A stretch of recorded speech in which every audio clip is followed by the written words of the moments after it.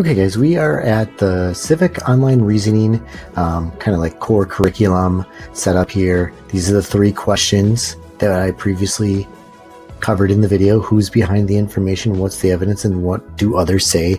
I will be incorporating a lot of these lessons into library research projects and a lot of library instructions in the future.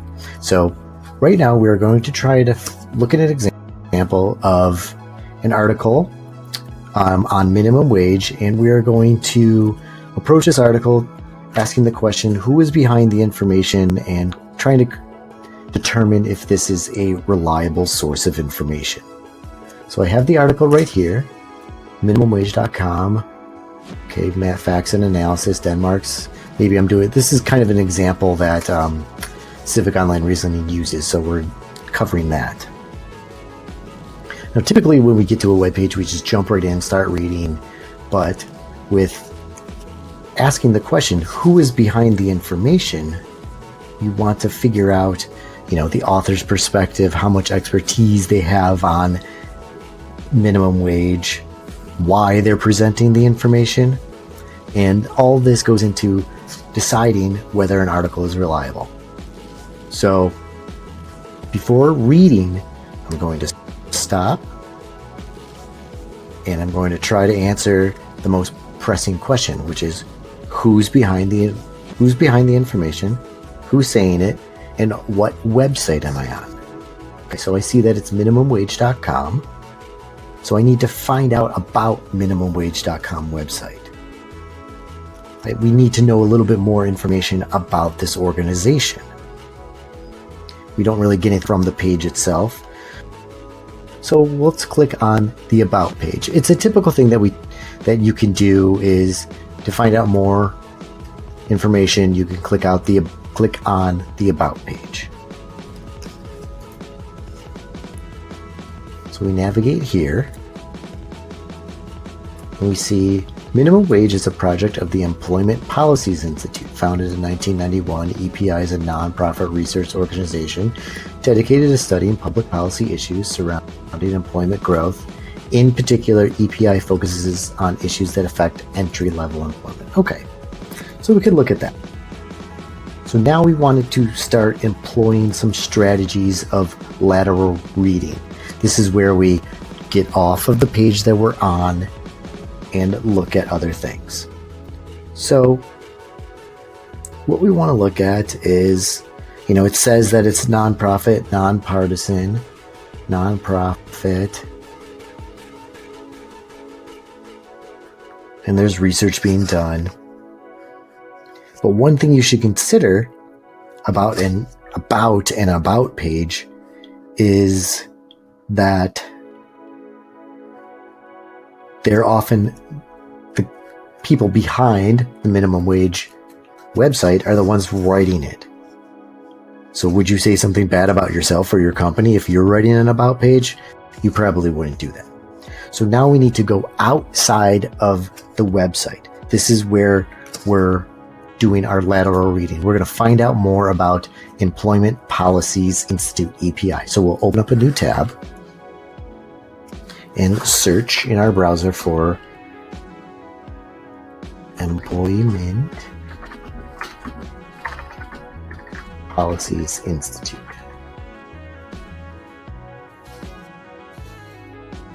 So quick Google search. We're going to find out what other sources say about it.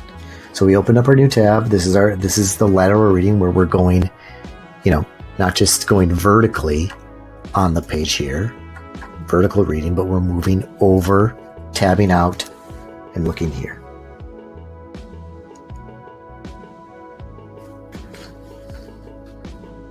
One thing we can do is we can adjust our search, like in our advanced search video, and we put it in quotes, and we can see if we can get a different amount of hits. Okay, so there we have here. What's nice is that usually the Wikipedia little spot comes up on the side here. Fiscally conservative, nonprofit American think tank that conducts some public research on employment issues, particularly aimed towards reducing the minimum wage. That's from Wikipedia. Parent organization, founded, headquarters, revenue, expenses. Okay, so we put it in quotes. So I mentioned this, but the Wikipedia thing. But we're looking for, we don't want any information directly from employment policies. We want to find out what other people are saying about it. So we see a New York Times article here, and we see a Salon article. Salon and New York Times are recognizable, news organizations. So let's take a look at the Salon one first.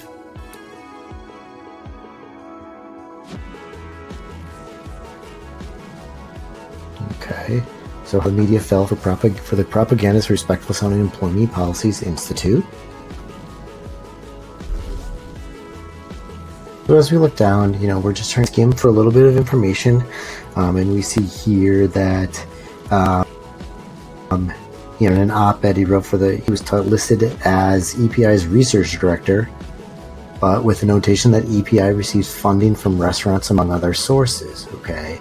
Reading down, we see that it operates out of the same suite as Berman & Co., a public relation firm owned by Richard Berman. Now, if we go back to here, we see Berman & Company, the parent organization. Okay, so this is all kind of leading to our question about whether we can trust EPI or minimum wage as a neutral or completely reliable source on minimum wage.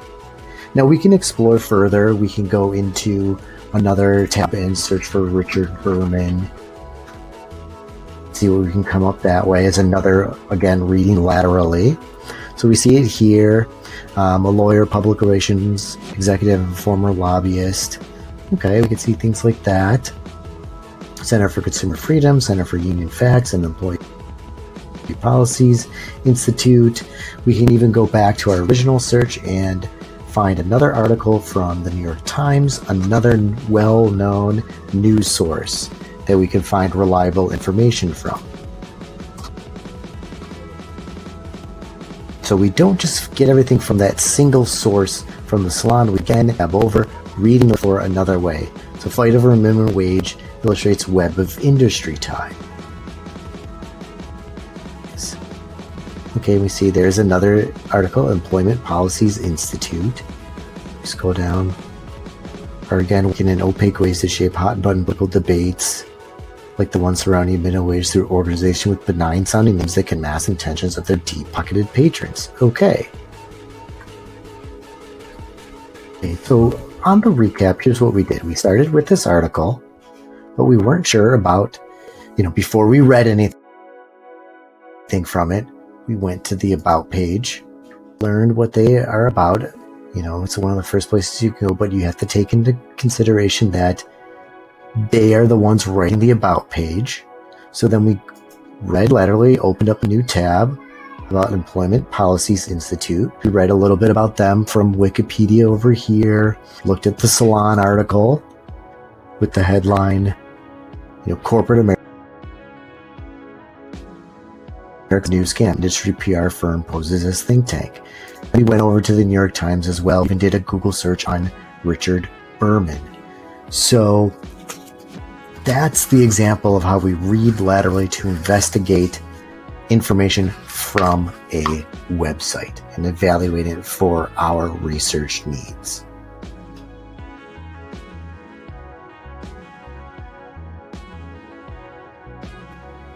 Okay, guys.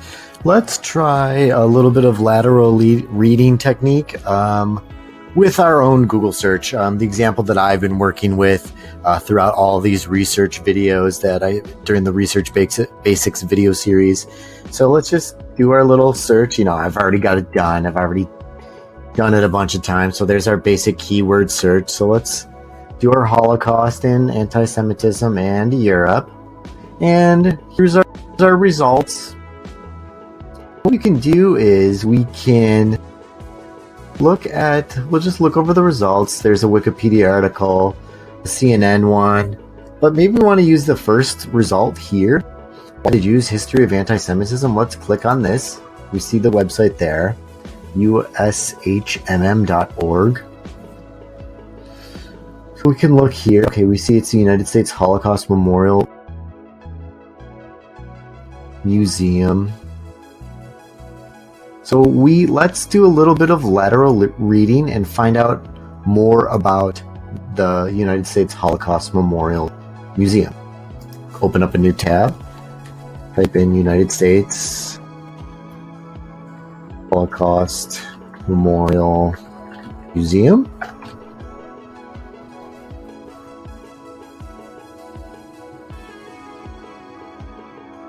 And we get the main website here. We also get a little bit about it. So the United States, get the little Wikipedia blurb here. United States Holocaust Memorial Museum is the United States official memorial to the Holocaust. Adjacent to the National Mall in Washington, D.C., the USHMM provides for the documentation, study, and interpretation of Holocaust history. Okay.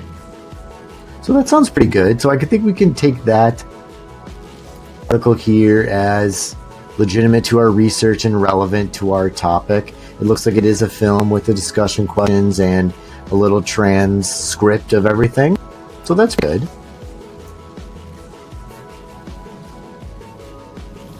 Let's do that again with our second result here from anti-Semitism in Europe before the Holocaust. That kind of really relates to our topic because we wanted the kind of historical aspect of anti-Semitism in Europe. So let's click on this.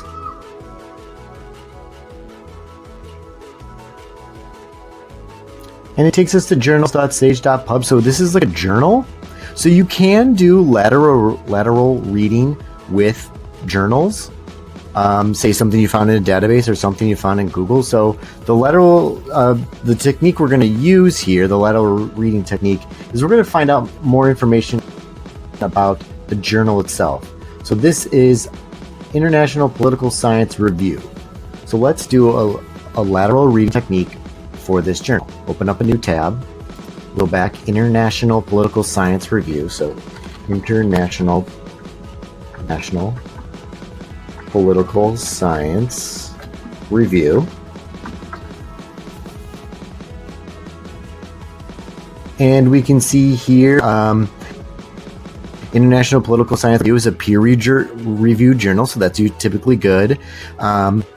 Peer-reviewed academic journal covering the field of political science. The editor-in-chief are Marion Sawyer and Teresa Reed.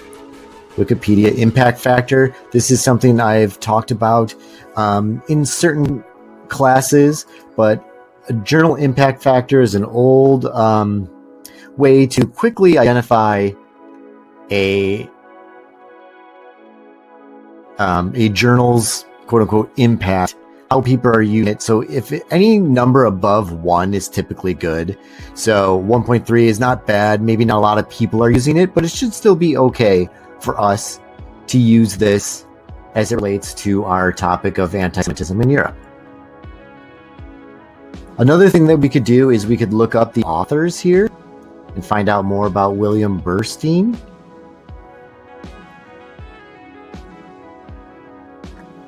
Looks like it took me to the end of the article here.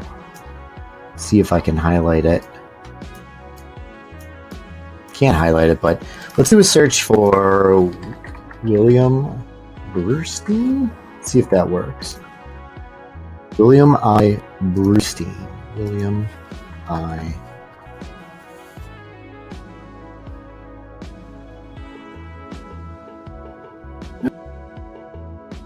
Okay, so we see, get a little biography about a distinguished professor at the West Virginia University. So we can see books published by him from little Wikipedia. Logic of Evil, the social origins of the Nazi Party. So he does seem like an author on anti-Semitism in Europe during the Holocaust. So I think we could take expertise. So those are just two quick lateral reading techniques that you can use to check out a journal, check out a website, check out an author. So use these little techniques before you even start reading it. Find out a little bit more about the site, the journal, the author that your information is coming from.